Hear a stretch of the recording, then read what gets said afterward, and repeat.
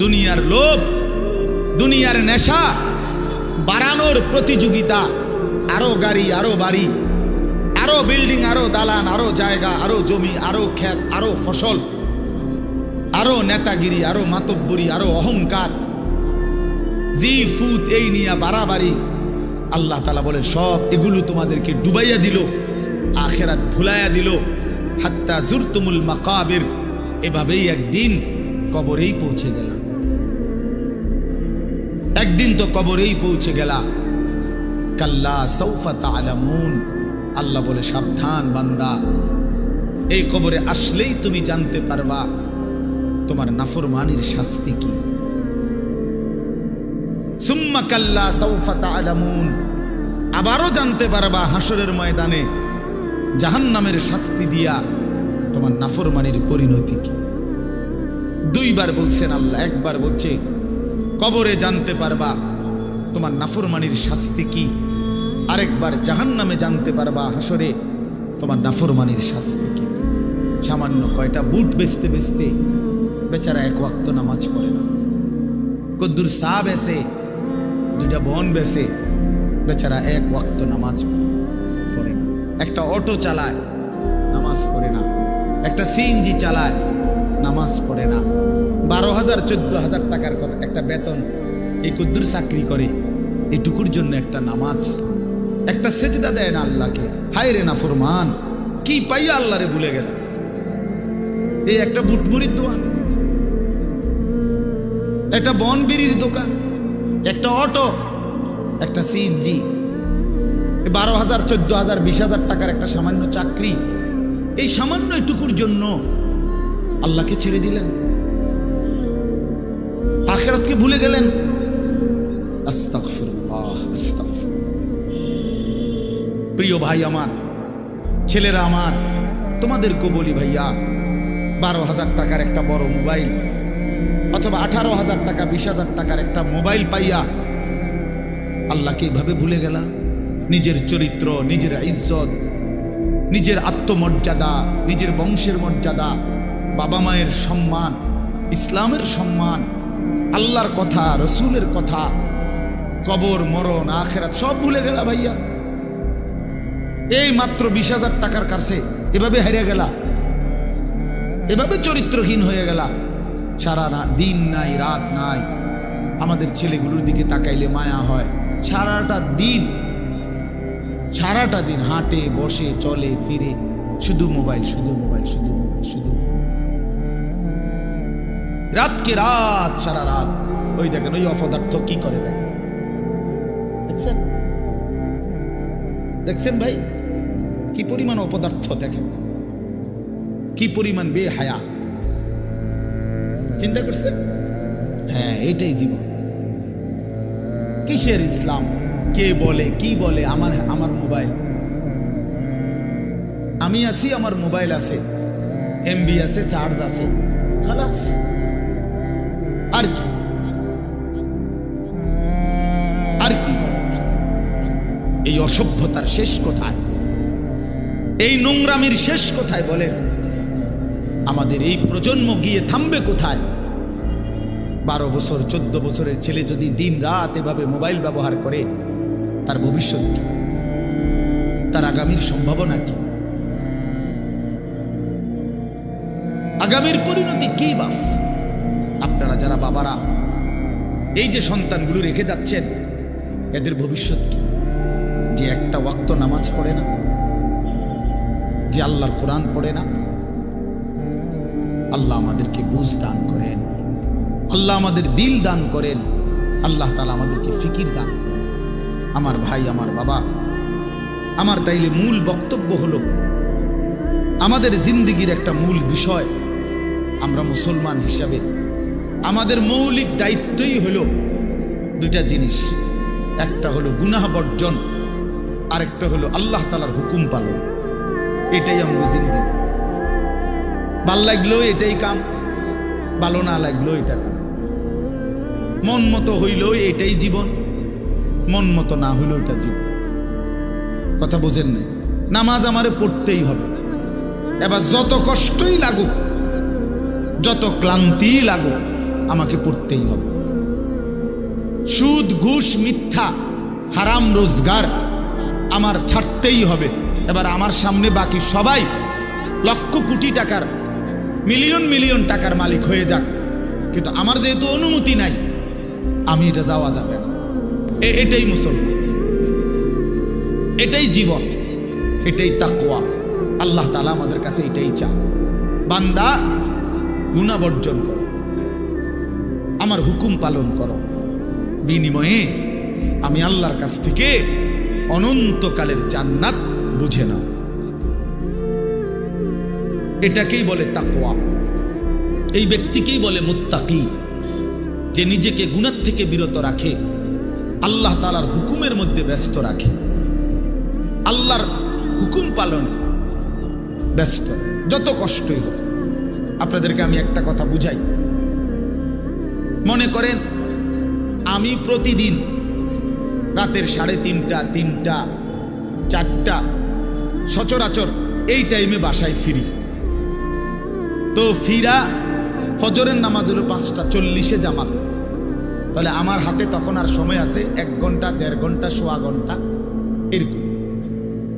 এখন এই পুরা টাইম আমি বসে থাকাও আমার জন্য কষ্টকর, কারণ আমি এই 11টা বা 12টার দিকে ঘুম থেকে উঠে যে দৌড়াদৌড়ি শুরু করি, হুলুস্তুর ব্যস্ততা, রাত 2টা বাজতে 3টা বাজতে আমার শরীরে আর বল থাকে না, আমি প্রচণ্ড ক্লান্ত হয়ে যাই। সারা দিনের মাহফিল ছাড়াও আরো বহু কাজের সাথে কম বেশি আমার সম্পৃক্ততা আছে, অসংখ্য দিনই কাজের সাথে ব্যস্ততা আছে। তো এখন 3:30, 3টা, 4টার দিকে যাই আমি বাসায়, গিয়া যখন ঘুমাই তো আর 1 ঘন্টা বাকি ফজরের জামাত, 1.5 ঘন্টা বাকি। আমার জন্য ভীষণ কষ্ট হয় এই সময় আবার উঠা ফজরের জামাত ধরা। আমি আমার ঘুমের চারদিকে 3টা অ্যালার্মওয়ালা, একটা অ্যালার্মওয়ালা ঘড়ি, 2টা মোবাইল, একটা চায়না মোবাইল, পিছনে পুরাটাই স্পিকারওয়ালা, অনেক আওয়াজ হয়, ভীষণ আওয়াজ। এটা এইটা একটা, এই মোবাইল একটা, আবার একটা অ্যালার্ম ঘড়ি, 3টা একসাথে। একটা টি টেবিলের উপরে, একটা আমার কাপড় চোপড় রাখি, আমার একটা ছোট্ট আলমারি আছে, এটার উপরে একটা আমার মাথার কাছে, অর্থাৎ একটু দূরে রাখি এই জন্য যে অনেক সময় হয় কাছেরটা অ্যালার্ম বাজতে বন্ধ করে দিচ্ছি ঘুমের তার, তো এইটা তো বাজে, ওইটা তো বাজে। তার মানে 3টা একসাথে যখন বাজা শুরু করে, শেষ পর্যন্ত আমাকে উঠতেই হয়, কারণ প্রচন্ড ঘুম রাইখাও আমি তখন উঠা জামাতে শামিল হওয়ার চেষ্টা করি। কেন? আমি এটা বিশ্বাস করি, মরিবাসী আমার তো নামাজ পড়তেই হবে। কথা বুঝছেন কি না আমার?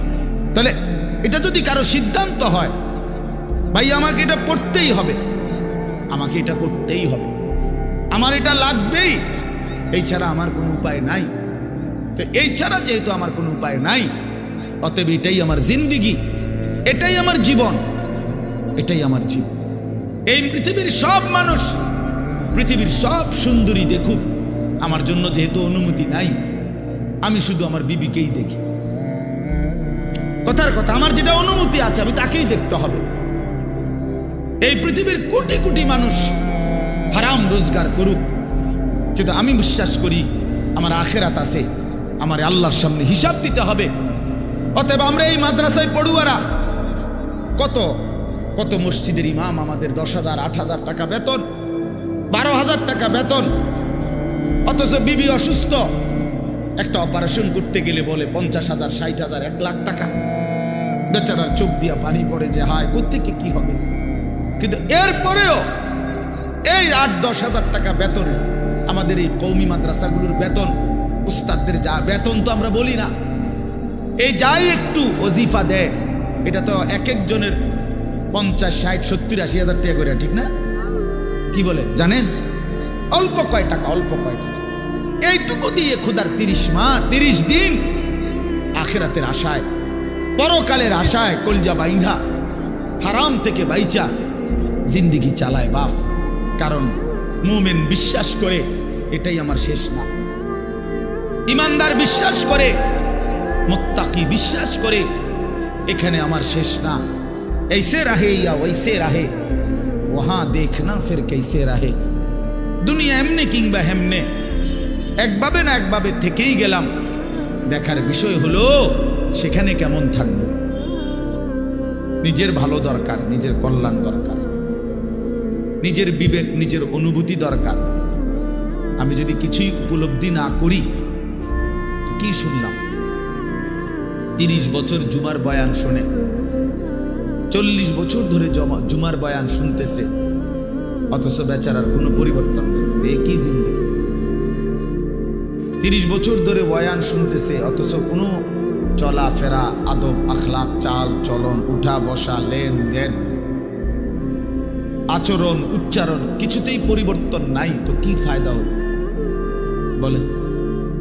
এই জন্য দয়া করে কোরআনুল কারীম আমাদের জিন্দেগি পরিবর্তনের জন্য, জীবন সাজিয়ে তুলবার জন্য, হুদাল্লিন নাস, এটা মানুষের হেদায়েত, হুদাল্লিল মুত্তাকিন, যারা আল্লাহকে ভয় করতে চায়, আখিরাত পেতে চায়, জাহান্নাম থেকে বাঁচতে চায়, আল্লাহর নাফরমানি ছাড়তে চায়, জান্নাত পেতে চায়, আল্লাহ পাকের গোলামি আর বন্দিগি করতে চায়, আল্লাহ বলেন তাদের জন্য সুস্পষ্ট, পূর্ণাঙ্গ, নিখুঁত হেদায়েত। এখান থেকে জান্নাত, একদম নিখুঁত লোকেশন। কোরআনুল কারীম লোকেশন একদম নিখুঁত। কোরআনুল কারীম আল্লাহ তাআলা এই জন্যই নাযিল করছে। বহু সিফাত কোরআন শরীফের আল্লাহ তাআলা বলছে।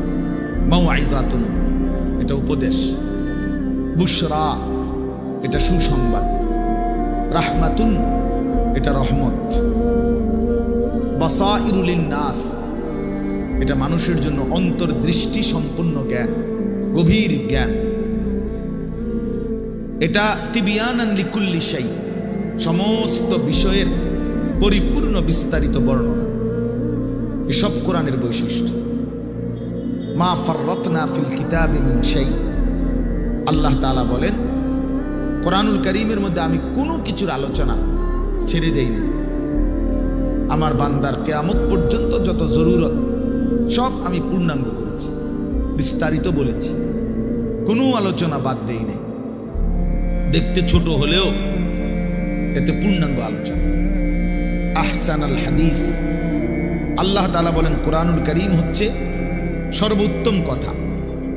কিতাবান, কোরআনুল কারীম হচ্ছে এক মানুষের জিন্দেগীর সকল বিষয়ের পূর্ণাঙ্গ আলোচনা সমৃদ্ধ একটি বই, কিতাব, যার মধ্যে সব বিষয়ের পূর্ণাঙ্গ আলোচনা আছে। মুতাশাবিহান, কোরআনুল কারীম হচ্ছে প্রত্যেক কথা একটা আরেকটার সাথে চমৎকার মিলওয়ালা, এলোমেলো কোনো কথা নাই, উলট পালট কথা নাই, লটসর কথা নাই। মাসানি, কোরআনুল কারীম হচ্ছে আল্লাহ তাআলা বলেন বারবার তেলাওয়াতকৃত, পাঠকৃত কিতাব। এটাই একমাত্র কিতাব আসমানের নিচে জমিনের উপরে যেটা কোটি কোটি মানুষ প্রতিনিয়ত 24 ঘন্টা পড়তেছে। কারণ পৃথিবীতে একই সময় সূর্য ডুবে না, সময় এক মুহূর্তের একই হিসাবে না, এটাই আল্লাহর কুদরত। এখন যদিও রাত, আমাদের এখানে সব জায়গায় এখন রাত, সৌদি আরব আরো 3 ঘন্টা এখনো আলো বাকি আছে। ওখানে দেখেন গিয়ে প্রখর রোদ, অথবা আসরের পরের টাইম, তাহলে সেখানে তো এখনো আরো 2-2.5 ঘন্টা আলো আছে, কোথাও পূর্ণ দিন। তাহলে এই যে সময়ের ব্যবধান, তার মানে হলো আমাদের রাত 10টায় 11টায় মনে করেন আমাদের মাদ্রাসার পড়াশোনা বন্ধ হয়ে গেল, কিন্তু সারা পৃথিবীর থেকে বন্ধ হয় না। আল্লাহর জমিনের কোথাও না কোথাও আজান হচ্ছে, কোথাও না কোথাও নামাজ হচ্ছে, কোথাও না কোথাও জিকির হচ্ছে, কোথাও না কোথাও মালিকের কোরআন তেলাওয়াত হচ্ছে। এটা বন্ধ হয়ে গেলে পৃথিবীর নিঃশ্বাস বন্ধ হয়ে যাবে। আমাদের নিঃশ্বাস বন্ধ হয়ে গেলে অক্সিজেন বন্ধ হয়ে গেলে যেমন জীবন চলে যাবে, আল্লাহ তাআলার জিকির, কোরআনুল কারীমের তিলাওয়াত, আজান, সেজদা, আল্লাহর ইবাদত, আল্লাহর ডাক, এটা বন্ধ হয়ে গেলে পৃথিবীর নিঃশ্বাস বন্ধ হয়ে যাবে। তখন কিয়ামত হয়ে যাবে, পৃথিবী আর থাকবে না। এটা রাসূলুল্লাহ সাল্লাল্লাহু আলাইহি ওয়াসাল্লাম বলছেন, লা তাকুমুস সাআ হাত্তা ইউকালা ফিল আরদ আল্লাহু আকবার। ততক্ষণ পর্যন্ত কিয়ামত হবে না যতক্ষণ পর্যন্ত জমিনে আল্লাহ আল্লাহ উচ্চারণ।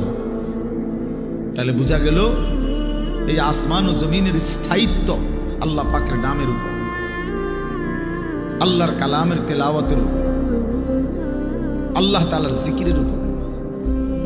ওই ছেলে, জলদি করো, জলদি, 1 মিনিটে শেষ করো। সদর বদর করতেছো কোন সময় ধরে? বলো না কেন রেদওয়ান, এগুলো এতক্ষণ কি করো তুমি? হটর মটর করতে আছে।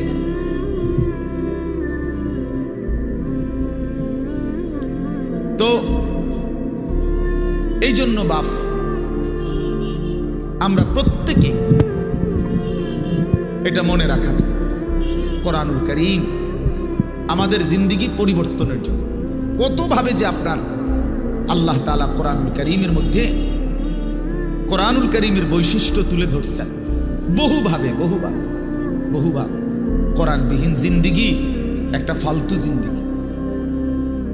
কোরআন তেলাওয়াত করতে পারে না, একেবারে দেখে দেখেও আল্লাহর কোরআন পড়তে পারে না, একটা ফালতু মুসলমান, একদম ফালতু লোক, একটা বাজে মানুষ, আকামলা লোক।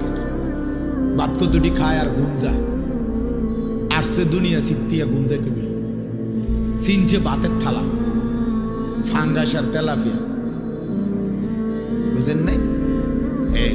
এটাই চিনছে, দুনিয়া চিনছে। ভাত, মাছ, বিল্ডিং, ঘর, দালান, পেশাব পায়খানা, যৌন চাহিদা পূরণ, জিফুত লইয়া কাবজাব, এইটাই মনে করছে সে জীবন। অথচ এইটা কাফের মুশরিকদেরও জীবন, এটা জন্তু জানোয়ারেরও জীবন। সমস্ত বেঈমানও এই খাদ্য পানীয়, আহার, নিদ্রা, কামাই রোজগারি, যৌন চাহিদা পূরণ, পেশাব পায়খানা, ঘুম ইত্যাদি নিয়েই ব্যস্ত। জন্তু জানোয়ারও এগুলো পূরণ নিয়ে ব্যস্ত। তা আমি যে মুসলমান, আমার আলাদা বিশেষত্ব কি? আমার আলাদা গুণাগুণ কি? বাতখানার নাম নিয়ে মুসলমান বলেন, ঘুম যাওয়ার নাম নিয়ে মুসলমান। তো তাই বিল্ডিং করছে নাম নেই। আমি একটা বিরাট মুসলমান, হুজুর আল্লাহর রহমতে 6 তলা বিল্ডিং করছি। আপনি 6 তলা বিল্ডিং করছেন? এই 4 তলা, 6 তলা, 10 তলা এই সমস্ত বিল্ডিং আমাদের বাংলাদেশে যেগুলো, ইউরোপ, আমেরিকা, এগুলো তো গণা তো ধরেন, তো গরু গরু মনে করে। এগুলোর তো তারা গরু গরু মনে করে। আমার একজন পরিচিত আছে, জাপানের থাকে, উনি আমার বলছে, হুজুর আপনারা যে সমস্ত প্রাইভেট কারে চলেন, এগুলো দিয়ে আমাকে জাপানে ছাগল টানে। তো এইখানে এগুলাতে আমি যদি বলি, মিয়া চিনেন কত বড় বক্তা, প্রাইভেট কার দিয়ে আসছি, খামখেয়ালি মনে করছেন মিয়া? তো এইটা কি আসলে? প্রাইভেট কার দিয়ে আলি কি? সে প্রাইভেট কার দিয়ে তো ছাগল টানে। তার মানে এখানে আহামরি কিছুই না। এজন্য বাপ, মুসলমানের সন্তান আমরা, আমি একজন মুসলমান আজ এত বছর ধরে, অথচ আমি আমার মালিকের কোরআন পড়তে পারি না, আমার মালিকের নামটাই সুন্দর করে নিতে পারি না, আমার রসুলের শেখানো একটা দোয়া মুখস্থ বলতে পারি না। এর চাইতে দুর্ভাগ্য, বদনসিব আর কি হতে পারে? এর চাইতে ফালতু জীবন আর কি? যে তার মালিকের নামটাই নিতে পারে না, যে তার মালিকের কিতাবই পড়তে পারে না, যে রাসূলুল্লাহ সাল্লাল্লাহু আলাইহি ওয়াসাল্লামের শেখানো দোয়াই করতে পারে না, যার কলিজার ভিতরে আল্লাহর কোরআনই নাই, তার জীবনটা একেবারে একটা বেহুদা জীবন। একেবারে পরিষ্কার হাদিস। রাসূলুল্লাহ সাল্লাল্লাহু আলাইহি ওয়াসাল্লাম বলেন, ইন্নাল্লাযী লাইসা ফি জাওফিহি শাইউম মিনাল কুরআন কাল বাইতিল খারিব। নবী সাল্লাল্লাহু আলাইহি ওয়াসাল্লাম বলেন, যার অন্তরের মধ্যে আল্লাহর কোরআন নাই কিছু পরিমাণ, তো সে একটা বিরান ঘরের মতো, সারা বাড়ি আলগা বাড়ি। যে বাড়িতে মানুষ থাকে না, কুকুর বিড়াল থাকে, গরু ছাগল থাকে, যেই বাড়িতে সাপ বিচ্ছু থাকে, এখন আর মানুষ থাকে না, মানে বিরান ঘর। এটা ফেলে দিছে আর কি। এই ঘরে এরা নতুন ঘর বাইন্দা মনে করেন চলে আসছে। এখন ওই পুরান ঘর যেটা আলগা পড়ে আছে, এটার মধ্যে এখন আর মানুষ কেউ থাকে না। তো এটার মধ্যে আপনার কুকুর বিড়াল থাকে, সাপ বিচ্ছু থাকে, এই সমস্ত পোকামাকড় থাকে। এটারে কয় বাইতুল খারিব, বিরান ঘর, সারা বাড়ি। আপনারা কি করেন আমি জানি না, আপনাদের অঞ্চলে কি বলে সারা বাড়ি? বুঝছেন তো কথা, এটা না কত সারছে বুঝলেই। এই সারা বাড়ি রাসূলুল্লাহ সাল্লাল্লাহু আলাইহি সাল্লাম বলেন, যেই দিলে আল্লাহর কোরআন নাই, ওইটা গরু ছাগলের ঘর, ওখানে মানুষ থাকে না। সেই দিলে মানুষ থাকে না, জন্তু জানোয়ার থাকে, সাপ বিচ্ছু থাকে। সেই দিলের মধ্যে চতুষ্পদ জন্তু জানোয়ার থাকে, মানুষ থাকে। এই জন্য কোরআনুল কারীম বিহীন মানুষ হয় না, কোনো সিস্টেম নেই। সেজদা বিহীন মানুষ হয় না। যার মধ্যে সেজদা নাই ওই মানুষ না, সোজা কথা, ও মানুষ না।